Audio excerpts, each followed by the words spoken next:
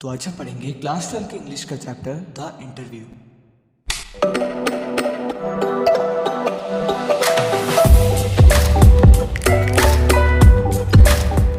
तो चैप्टर का नाम है द इंटरव्यू, जिसके राइटर हैं आपके क्रिस्टोफर सिल्वेस्टर।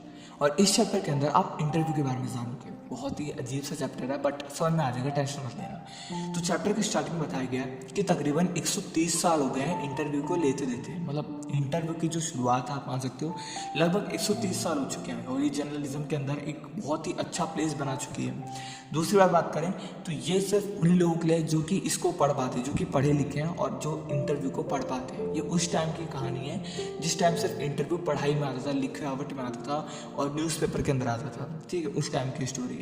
तो यहाँ पे कहा जा रहा है कि मतलब आज के टाइम पे लोग जो है वो उसको पढ़ पाते हैं, जो पढ़े लिखे लोग हैं। और ये एक ऐसा माध्यम है कम्युनिकेट करने का या लोगों के बारे में जानने का जिनको हम पर्दे पे देखते हैं, जैसे सेलिब्रिटी हो गया या फिर कोई भी, हम उनसे डायरेक्ट सवाल तो कर नहीं सकते। तो हमारी तरफ से एक बंदा होता है जो कि जर्नलिस्ट होता है, वो वही सवाल पूछता है जो कि हमें जानना होता है। तभी तो हम किसी का इंटरव्यू देखते हैं। हम इंटरव्यू क्यों देखें?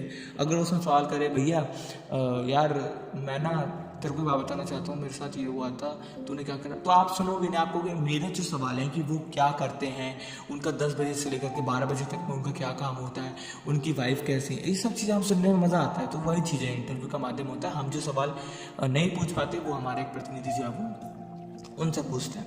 बट इसके अंदर इंटरव्यू के बारे में कुछ खराब भी बोला गया, किन किन लोगों द्वारा जो है वो इसको खराब बोला गया उसके बारे में बताया गया। सबसे पहले आपके वी.एस. नाइपॉल, इन्होंने कहा है कि इंटरव्यू ना बहुत बेकार चीज़ होती है और इससे ना इंसान अपनी आइडेंटिटी खो देता है और अपने बारे में सब कुछ बता देता है और कुछ भी जो है वो शेष नहीं रह जाता। इसके बाद जो अगले हैं आपके, वो है आपके लुइस कैरोल। इनका कहना था कि यार इंटरव्यू से ना इनको बहुत डर लगता है। डर इसलिए लगता है कि अगर ये इंटरव्यू देंगे तो लोग इनको जानने लगेंगे और इनको बहुत ज़्यादा लोग जानने लगेंगे और इनका जो है वो ऑटोग्राफ लेना शुरू कर देंगे। तो इनको हॉरर सा लगता था, डर सा लगता था इंटरव्यू देने में। इसके बाद है आपके रुडयार्ड किपलिंग, जो भी हैं आपके, इनको लगता था कि यार इंटरव्यू इस दुनिया की सबसे बेकार चीज़ है, ख़राब चीज़ है, क्राइम तक इसको मानते थे और कहते थे जो इंटरव्यू लेता है वो गंवार है और सबसे मंदबुद्धि इंसान है। और 14 अक्टूबर 1892 में इनकी वाइफ ने एक किताब लिखी थी जिसके अंदर उनकी वाइफ ने बताया कि एक बार 2 रिपोर्टर की वजह से इनका पूरा दिन जो है वो ख़राब हुआ था बोस्टन के अंदर, एक जगह बोस्टन से। सॉल बेलो नाम के यहाँ पे एक इंटरव्यूअर है, मतलब जो इंटरव्यू देने वाले हैं, उनका कहना था कि इनको ना इंटरव्यू से एक तरीके से घुटन सी होती है। मतलब इनको ऐसा लगता है कि यार इंटरव्यू से ना इनको लग रहा है कि यार ये तो मेरे को मतलब जो है ना मतलब दिक्कत होती थी इनको। जब इंटरव्यू दे रहे होते थे इनको लगता था कि अभी मेरी ना सांस रोक रहा है और मेरे को जो है वो परेशान कर रहा है। बट इसकी जगह डेनिस ब्रायन कहते थे कि यार इंटरव्यू ना एक माध्यम है लोगों के बारे में जानने का।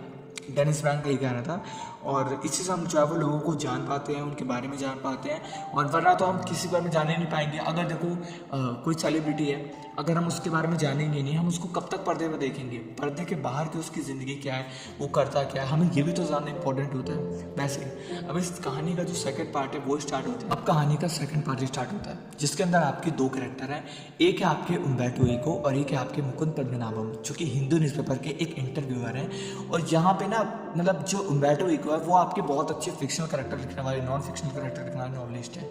इस चीज़ का ध्यान देना। इनका जो है इंटरव्यू लेने आए हमारे मुकुंद पद्मनाभम। ठीक है, अब यहाँ पे कहानी की शुरुआत है, कहानी नहीं इंटरव्यू की शुरुआत है। सबसे पहला सवाल पूछता है मुकुंद कि आप मुझे सबसे पहले ये बताओ कि आप इतनी अच्छी नॉवल कैसे लिख पाते हो? इतने सारी अलग अलग टाइप की नॉवल है, आप रिसर्चर भी हो, आप ये भी हो, आप नॉवल भी लिखते हो, रिसर्च भी लिखते हो, कैसे कर पाते हो इतनी सारी चीज़ों को?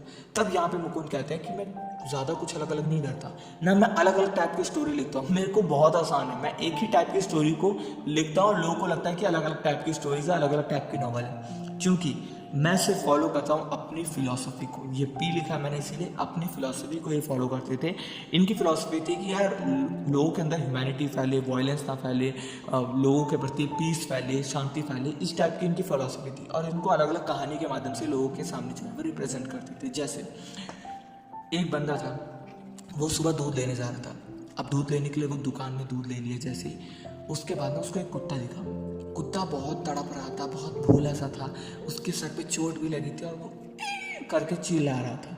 तो उस बंदे को बहुत तरस आया, उसने जो कुत्ता है उसको दूध पिला दिया, जिससे उस कुत्ते का पेट भर गया और उसने फिर से थोड़ा सा दूध बचा लिया अपने घर के लिए, जिससे वो चाय बना करके अपना भी चाय वो गुजारा कर ले। तो यहाँ पे क्या था, इस कहानी के माध्यम से मैंने आपको सीधा सीधा बोला कि भाई कुत्ते को दूध पिलाओ या किसी जरूरतमंद को दूध पिलाओ। अगर मैं आपको कहता कि यार कुत्ते को आप दूध पिलाना, आप कहते ठीक है पिला दूंगा, देखा जाएगा। लेकिन कहानी के अंदर जो हमने ट्विस्ट लाया कि वो बेचारा तड़प रहा था, बहुत दुखी था, तो आपको लगा कि यार एक इमोशनल टच हो गया मेरा, अब तो इसको पिलाना फिक्स है यार, अब तो मैं पिलाऊंगा रोज दूध, ठीक है। तो इस टाइप से यहाँ पे एक ही फिलोसफी थी, अलग अलग टाइप की कहानी में जो वो रिप्रेजेंट करने की कोशिश जो वो करते थे। अब यहाँ पे मुकुंद पूछते हैं कि आप मुझे ये बताओ कि आप किस सीक्रेट को फॉलो करते हैं, क्या सीक्रेट है जिसकी वजह से आप जो है वो इन सब चीज़ों को कर पाते हो। अब वो कहते हैं सीक्रेट सिर्फ एक है, मैं अपने एम्प्टी स्पेसेस को भरता हूँ। एम्प्टी स्पेसेस सुन करके उनको लगा कि क्या होता है। एम्प्टी स्पेसेस का मतलब उन्होंने बताया, जैसे तुम अभी आ रहे थे, तुम अगर नीचे से ऊपर आ रहे हो मेरे पास छठे फ्लोर पे, पांचवें फ्लोर पे, तीसरे फ्लोर पे, तो मैं उतनी देर के अंदर एक बढ़िया सा आर्टिकल लिख दूंगा। हाँ ये है मेरा, कि मैं ऐसा नहीं कि यार अब बैठा हूँ, ठीक है, आ रहा बंदा, थोड़ा सा बाल ठीक है, बाल ठीक है, अच्छा ठीक है, मस्त है, तो ये नहीं था उनका, ठीक है। वो कहते थे कि मैं उतनी देर के अंदर कुछ अच्छी चीज़ कर दूंगा, लिख दूंगा एक आर्टिकल, जिससे मेरा भी जो है वो टाइम अच्छा स्पेंड जाएगा, और वो आर्टिकल जब बिकेगा तो ऑटोमेटिक है पैसे आएंगे, हर चीज़ आएगी। पैसे नहीं, बेसिकली उनको नाम की भी नहीं, मतलब उनका ये था कि टाइम वेस्ट ना हो किसी का, और मैं भी अपना टाइम जो फालतू चीज़ों में वेस्ट ना करूँ, उनका ये जो है वो फिलोसफी थी हमेशा से। अब इसके बाद जो रिसर्चर्स हैं मुकुंद, वो कहते थे कि आपकी नॉन फिक्शनल जो स्टोरी है वो तो बहुत अच्छी लगती है हमें, और सबसे अलग होती है, जो कि बहुत हार्ड होती है लिखनी, आपकी बहुत अलग होती है। तो कैसे करते हैं आप, क्या इसके पीछे रीज़न है? तो वो कहते हैं यार देखो, मैं ना रिसर्चर में रिसर्च करता था, ठीक है, मैं रिसर्चर में उनके उसमें ऐसे पूछताछ लिखा हुआ, तो वहाँ पे रिसर्च करते थे। एट द एज ऑफ 22 वो जब रिसर्च करके रिसर्च को लिखते थे ना, जैसे हम कोई भी अगर रिसर्चर होता है, वो कोई रिसर्च करता है तो लिख देता है कि आपको जो है वो जो है, जैसे आप ग्रेविटेशन पढ़ लो, कुछ पढ़ो, तो उसमें लगेगा कोई कहानी नहीं है, सिंपल है कि ग्रेविटेशन होता है। ग्रेविटेशन किसकी वजह से होता है? जब अर्थ पुल करता है अपने आप को नीचे की तरफ, कोई भी ऑब्जेक्ट जब नीचे करता है, कोई मज़ा नहीं आ रहा। ये क्या करते थे, अपनी रिसर्च को कहानी के फॉर्म में लिखते थे। जैसे यार एक बार मैंने बॉल को ऊपर उछाला, फिर बॉल नीचे आई, फिर उछाला, फिर नीचे आ गई। मैंने अपने दोस्त से भी कहा भाई एक बार फिर तो उछाल, वहां से भी नीचे आ गए। तो ये इस टाइप से ग्रेविटेशन, कुछ भी, मतलब मैं एग्जाम्पल ले रहा हूँ यार, ठीक है। तो ये लिखने इनको समझ में आ गया, और इनके जो प्रोफेसर हुआ करते थे उनको भी लगता था कि यार ये तो अलग ही बंदा है यार। सब रिसर्चर लेकर आते कि ग्रेविटेशन पुल करता है, ये करता है, ये बंदा कहानी के फॉर्म में पहले स्टार्ट करता है, फिर अपने रिसर्च को जो है वो एक्सप्लेन करता है। और 22 साल के एज में उनको रियलाइज हो गया कि उनके अंदर एक कला है कहानी को फॉर्म करने की। उन्होंने कहा अब तो भाई मैं कहानी फॉर्म करूंगा, अब मैं नॉवलिस्ट जो है वो नॉवल लिखूंगा, जिससे लोगों का फायदा हो, मेरा भी यहाँ पे जो है पैशन जो है वो पूरा होता रहे, ठीक है। तो यहाँ पर उन्होंने नॉवल लिखनी स्टार्ट कर दी, और एक यहाँ पे रोनाल्ड बार्थेस के बारे में बताते हैं, जो कि मर गए और लिखना चाहते थे नॉवल, बट वो लिख नहीं पाए, ठीक है। तो इसलिए उन्होंने यहाँ पे जो है वो नॉवल लिखना जो है वो स्टार्ट कर दी। अब यहाँ पे जो हमारे मुकुंद है वो कहते हैं कि आपने तकरीबन 20 रिसर्चेज लिखे। ना मैंने 20 नहीं लिखी, मैंने टोटल रिसर्चेज लिखी है जो कि है टोटल 40। मैंने 40 रिसर्चेज लिखी है। उम्बर्टो इको कहते हैं, मुकुंद कहते हैं 40, यस मैंने 40 लिखी है। आप कहते नहीं आपको तो सर नॉवलिस्ट के नाम से जाना था। मैंने 8 से 9 ही नॉवल लिखी है, बस 8 से 9। लेकिन मेरी रिसर्च की वजह से मुझे कोई नहीं जानता, मेरी नॉवल की वजह से सब जानते हैं। मेरी अभी एक नॉवल निकली थी, द नेम ऑफ द रोज, भाई 15 million copy, 10 to 15 million copy बिकी। ऐसा मुकुंद उनको बताते हैं, और यहाँ वो बताते हैं। तो 10 से 15 मिलियन की कॉपी उनकी जो है वो उस चीज़ की बिक गई थी। अब वो जो मुकुंद है वो कहता है कि यार आपकी तो बहुत फेमस हो रही है यार, द नेम ऑफ द रोज बहुत फेमस होगी, 10 से 15 मिलियन कॉपी। तो उम्बर्टो को कहता है यार 10 से 15 ही मिलियन बिकी है, मैं दुखी नहीं हूँ, लेकिन मैं कहना चाहता हूँ कि ये उन्हीं लोगों ने खरीदी है जो कि पढ़ना चाहते हैं और पढ़ना जानते हैं। इस दुनिया के अंदर टोटल जो पॉपुलेशन है वो 6 बिलियन की है। 6 बिलियन में अगर 15 मिलियन लोगों ने लिया, 10 मिलियन लोगों ने लिया, तो it's a very small amount. अभी हम यहाँ पे नहीं कह सकते कि बहुत ज़्यादा फेमस हो गई है, क्योंकि 6 बिलियन लोग हैं, उनमें 10-15 मिलियन, इट्स नॉट अ बहुत बिग अमाउंट, बट होता है इनकी नज़र में। आप सोचो कि यार कितने मतलब शालीनता से भरे हुए ये इंसान थे। और ये बताते हैं कि एक बार मुझे कहा था कि तेरी 3000 से ज़्यादा कॉपी बिकेगी नहीं, बट 3000 नहीं, इतनी सारी कॉपी इनकी बिकनी स्टार्ट